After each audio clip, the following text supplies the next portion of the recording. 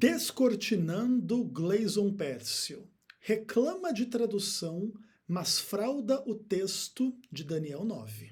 Eu sou Ezequiel Gomes, você está no canal Vem Senhor Jesus e hoje nós damos continuidade na nossa série Descortinando os Descortinadores, onde eu falo do ministério do Gleison Pércio, do Vinícius Iracete, da Rita Fernandes, etc., e de outras pessoas que se uniram para destruir o Adventismo. Eu nem sei como é que o Adventismo ainda está de pé hoje, depois de tantos vídeos e livros maravilhosos do nosso irmão Gleison, descortinando o Adventismo e demonstrando as heresias, os erros históricos, teológicos, as aberrações que existem no Adventismo e te chamando para crer que o Covid é o dia que o sol parou lá da palavra de Deus, que o Vinícius Iracete é um profeta, que a Rita Fernandes é a verdadeira profetisa, não a Ellen White, obviamente, e etc.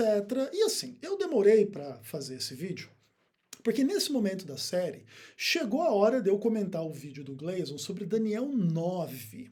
E quando eu estava fazendo essa série lá sobre o Descortinando o Adventismo na época, eu vi aquele vídeo por inteiro, um vídeo extremamente maçante, mal apresentado, com argumentos tronchos e tudo mais, e eu me desanimei de gravar aquele vídeo naquela época, e aí parei a série, mas como eu não sou de ficar deixando as coisas para trás, né, dando ponto sem nó, então agora eu tive que rever o vídeo inteiro. Inclusive vocês têm que me dar uma oferta aí por isso, né? Pix na descrição.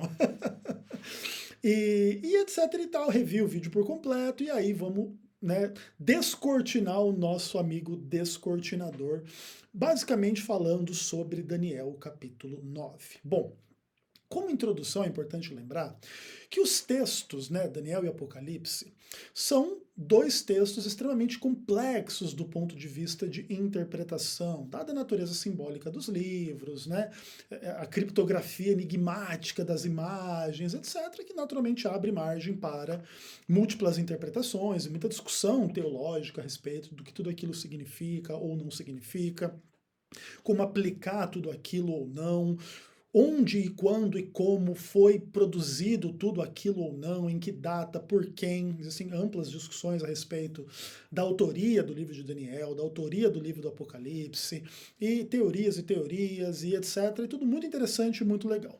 Então é natural que haja divergência de interpretação.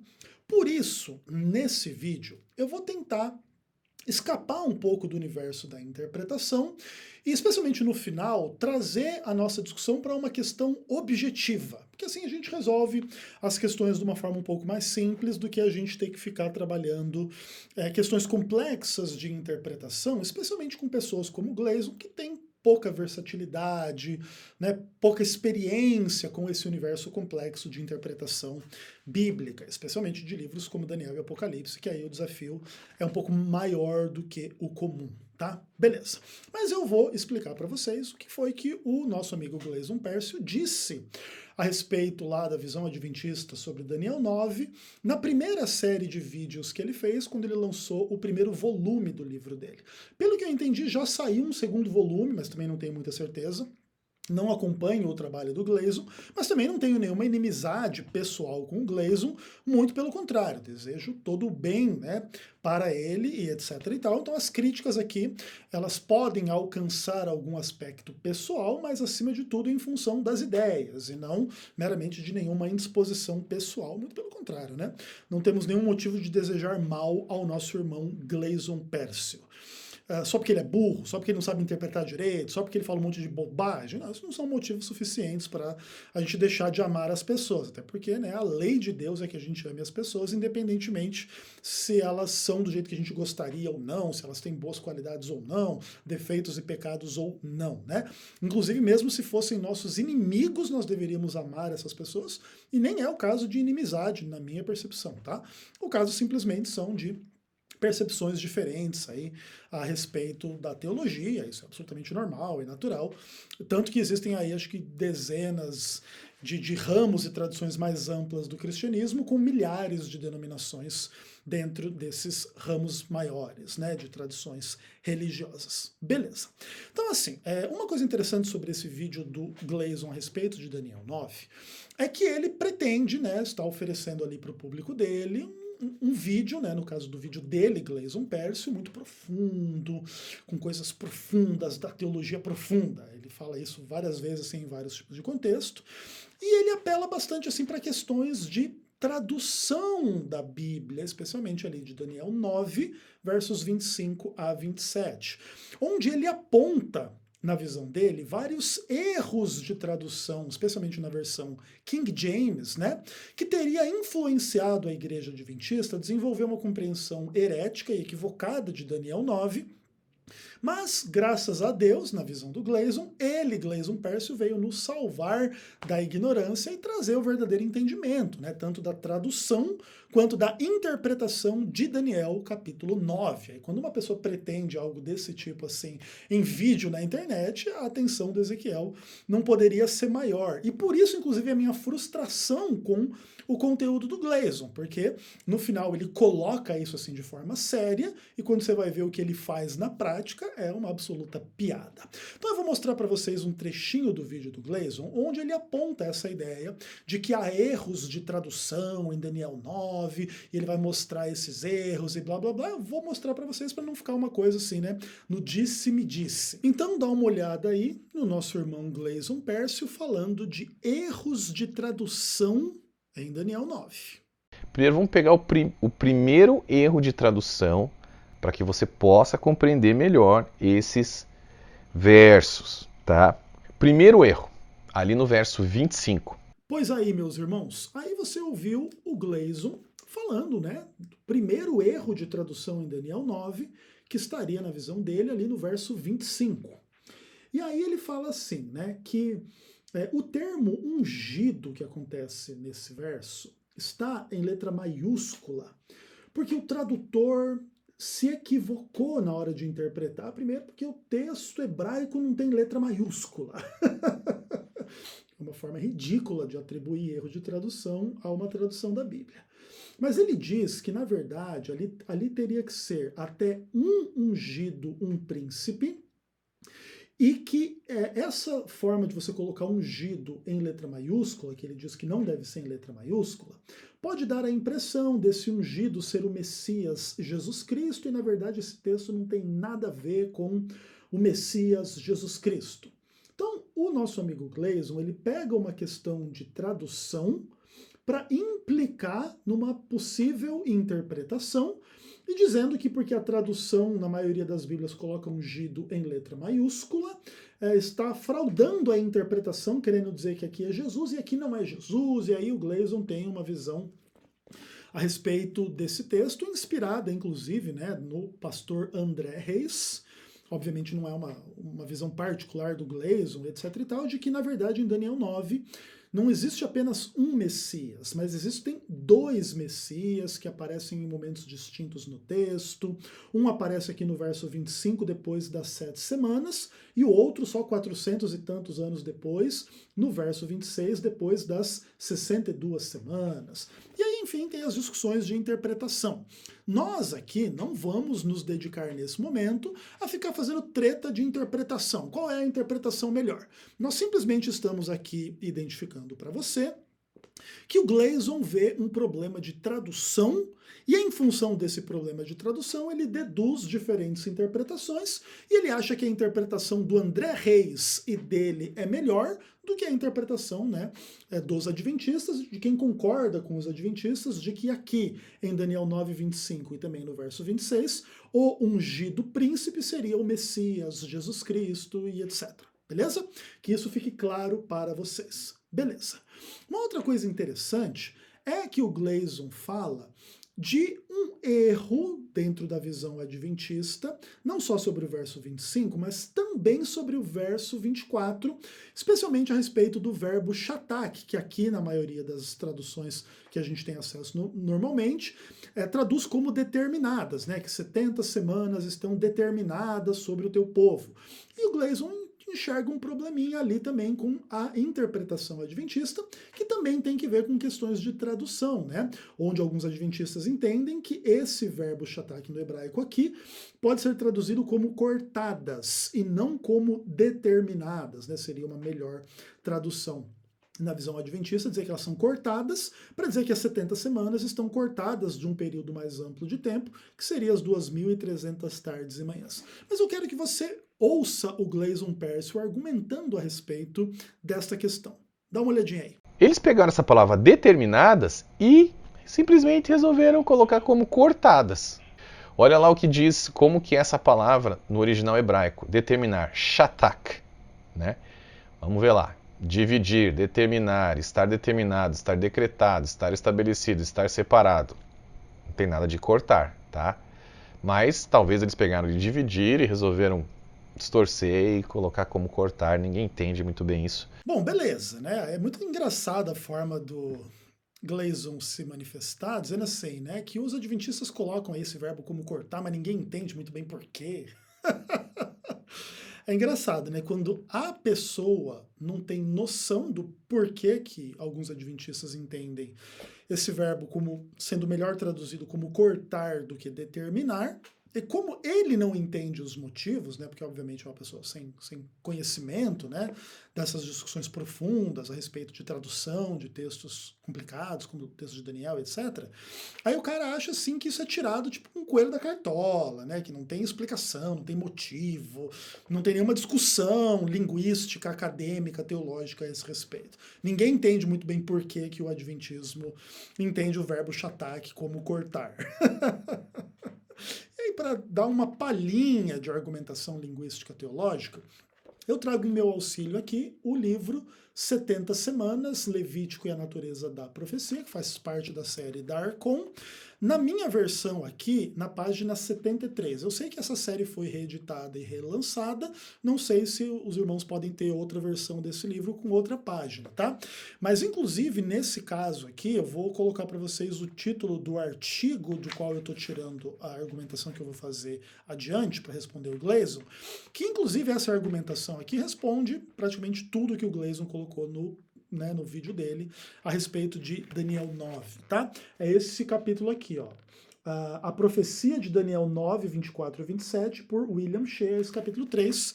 Basicamente, recomendo que vocês leiam o capítulo completo, se vocês tiverem acesso ao livro. Vou tentar lembrar e colocar um link para aquisição dessa série na descrição do vídeo, se você quiser comprar o livro e ter acesso e tudo mais, tá bom? Se eu esquecer, me cobrem nos comentários, beleza? Então tá bom. Então aqui, dentre as muitas coisas que esse artigo fala a respeito da teologia, da interpretação e da exegese, da tradução dessa passagem bíblica, existe uma discussão específica sobre o verbo shatak, né? Que o Gleason achava que essas coisas eram tiradas assim, tipo, do nada. Aí o William Shea escreve o seguinte: o verbo usado por Gabriel na sua primeira declaração sobre as 70 semanas é uma forma passiva, nifal, da raiz hatak. 70 semanas estão determinadas sobre o seu povo. Essa raiz significa tanto cortar quanto determinar, decretar.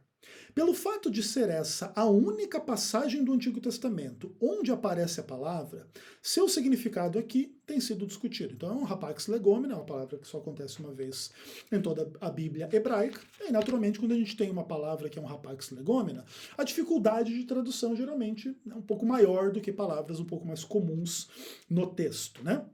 E aí ele continua dizendo assim: o significado de determinar, decretar, foi derivado do hebraico mishnaico, que data de 1 milênio depois da época de Daniel. Entretanto, mesmo nos escritos mishnaicos, o termo era mais comumente usado com o significado de cortado.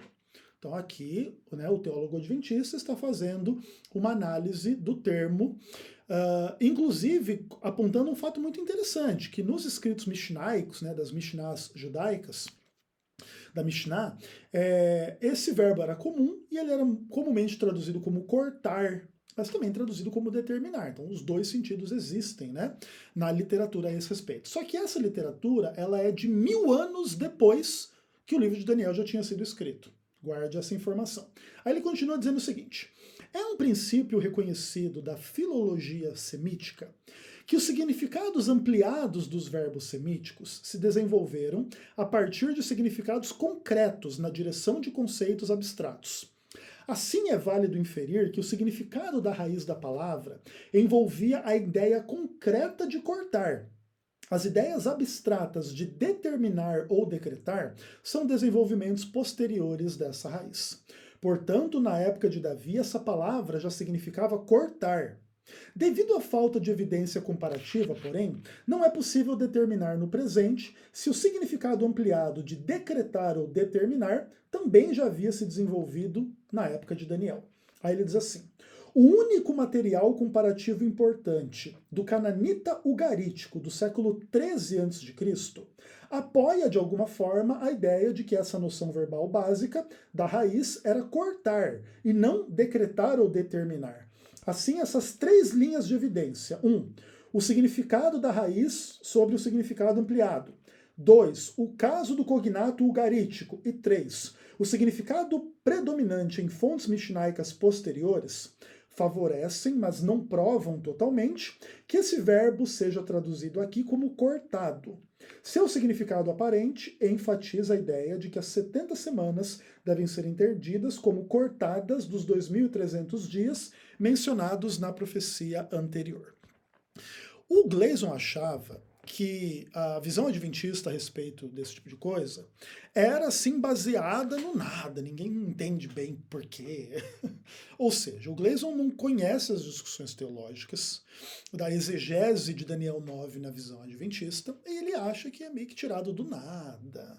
Sabe, é patético assim, a forma do Gleason tentar trabalhar esse tipo de coisa, né? Como uma pessoa não especialista, pega o material de outros teólogos para tentar encontrar qualquer coisa que fale mal da teologia adventista, para corroborar o fato de que ele ficou 5 dias sem comer e achou que teve uma visão, uma percepção de que o adventismo era completamente falso e todas as doutrinas eram erradas, e agora ele tem que encontrar motivos para justificar isso e fica com esse papo aí, descortinando o adventismo, encontrando erros nas traduções de Daniel 9 e etc, como se fosse um teólogo, como se fosse uma autoridade, como se fosse alguém que sabe do que está falando, não faz a menor ideia do que está falando. Aí no final desse vídeo, o Gleason oferece uma tradução completa de Daniel 9, 24 a 27 e faz algumas considerações. Dá uma olhadinha aí. Ok. Então assim, gente, qualquer uma dessas peças, chaves que você pegar e girar aí, vai funcionar para você desmantelar toda essa ideia errada do juízo investigativo, tá? Então agora eu quero colocar na tela de vocês como de fato fica o texto de Daniel 9 da maneira correta, da maneira correta, da maneira correta, da maneira correta. Veja aí então, acompanha aí comigo. 70 semanas são determinadas para o teu povo, a tua santa cidade, a fim de fazer cessar toda a transgressão, dar fim à prática do pecado, expiar a iniquidade e as culpas, implantar a justiça eterna, cumprir a visão e a profecia, o Giro Kodesh, reconsagrando o templo, reconsagrando o templo, reconsagrando o templo, reconsagrando o templo. Saiba, portanto, entenda, desde o momento em que a palavra saiu para restaurar e reconstruir Jerusalém, até o tempo de um príncipe ungido haverá 7 semanas, e por 62 semanas será novamente construída com ruas e fossos, mais um período conturbado. Após 62 semanas, um ungido será exterminado, não terá nada, não terá mais nada, e as tropas do príncipe que virá destruirão a cidade e o santuário. Seu fim virá como uma inundação, até o fim haverá guerra, desolações estão decretadas. Ele fará um pacto forte com muitos por 1 semana, e durante meia semana fará cessar o sacrifício e a oferta. Em seu lugar haverá uma abominação que desolará até que o fim decretado seja derramado sobre o desolador. Essa é a tradução correta desse texto. Essa é a tradução correta desse texto. Assim vocês vão poder entender melhor isso, tá?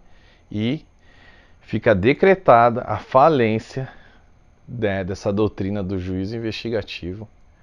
E espero que isso desmantele, né, essa ideia errada que foi colocada aí dentro de você a respeito dessa interpretação de Daniel 9.